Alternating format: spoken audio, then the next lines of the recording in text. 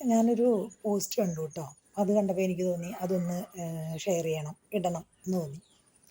എന്താണെന്ന് വെച്ച് കഴിഞ്ഞാൽ അതിൽ അവർ പറഞ്ഞിരിക്കുന്നത്, ചില ആളുകൾ നമ്മളെ എത്രയൊക്കെ നന്നാക്കാമെന്ന് വിചാരിച്ചാലും വെറുതെയാണത്. അവർ ഒരിക്കലും നന്നാവില്ല, അവരെ നന്നാക്കാൻ പറ്റില്ല, അവർ മാറില്ല എന്നാണ് സുഹൃത്ത് പറഞ്ഞിരിക്കുന്നത്. അതിൻ്റെ ഉദാഹരണം പറഞ്ഞത് എന്താണെന്ന് വെച്ച് കഴിഞ്ഞാൽ, മദ്യപാനിയായ ഒരു ഭർത്താവിനെ നന്നാക്കാൻ വേണ്ടിയിട്ട് ഭാര്യ ധ്യാനത്തിന് കൊണ്ടുപോയി. ധ്യാനത്തിനൊക്കെ പോയി വന്നു കഴിഞ്ഞപ്പോഴത്തേക്കും പുള്ളിക്കാരൻ്റെ കുടി നിന്നു. അത് കഴിഞ്ഞ് അടുത്ത ദിവസം ആ വീട്ടിലെ വേലക്കാരത്തി വന്നിട്ട് അയാളുടെ ഭാര്യയോട് പറയാം, കൊച്ചമ്മയുടെ ഭർത്താവ് ഇപ്പോൾ ഒന്നും കൂടി വഷളായി ധ്യാനം കഴിഞ്ഞ് വന്നപ്പോൾ.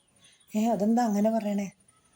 അപ്പോൾ ഇയാൾ ധ്യാനം കഴിഞ്ഞ് വന്നപ്പോൾ പുള്ളിക്കാരൻ ബൈബിളിലെ ഓരോ വചനങ്ങൾ എല്ലാം മുറിയുടെയും മുമ്പിൽ എഴുതി വെക്കാൻ തുടങ്ങി.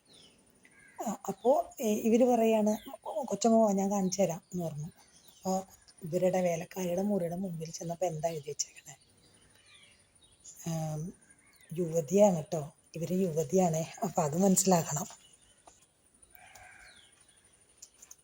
എന്താ അവിടെ എഴുതി വെച്ചേക്കെന്നറിയോ?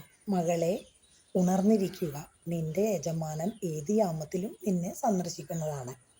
എങ്ങനെയുണ്ട്? ഇത് കണ്ടപ്പോഴത്തേക്കും ഭാര്യ ആകെ കലുതള്ളി. അവർ വേഗം അവരുടെ മുറിയുടെ അവിടെ ചെന്നു. അപ്പോൾ അവിടെ എന്താ എഴുതി വെച്ചേക്കണേ? സ്ത്രീയെ, നാം തമ്മിൽ എന്താണ്? നീ നിന്റെ കിടക്കയും എടുത്ത് സ്ഥലം വിട്ടുകൊള്ളുക. ആ വചനാണ് എഴുതി വെച്ചേക്കണേ.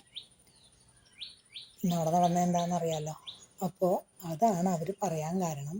ചില ആളുകളെ നമ്മൾ എത്രയൊക്കെ നോക്കിയാലും നമ്മൾ അവരുടെ ആ വികല സ്വഭാവങ്ങൾ മാറ്റില്ല, അവർ മാറില്ല, അവർക്ക് മാറ്റാനാവില്ല. അതിനുവേണ്ടി നമ്മൾ വെറുതെ സമയം ചിലവഴിക്കാതിരിക്കുക എന്നാണ് ആ സുഹൃത്ത് പറഞ്ഞത്. സത്യം തന്നെയാണല്ലേ. എന്തൊക്കെ പറഞ്ഞാലും, എങ്ങനെയൊക്കെ നമ്മൾ ചെയ്തു പറഞ്ഞാലും, ഏതൊക്കെ രീതിയിൽ ഉപദേശിച്ചു കൊടുത്താലും, ഏതൊക്കെ ഉദാഹരണങ്ങൾ കാണിച്ചാലും, എത്ര അനുഭവം കിട്ടിയാലും പഠിക്കാത്ത കുറേ ആളുകൾ നമ്മുടെ ഇടയിലുണ്ട്. ഇല്ലേ? ഉണ്ട്.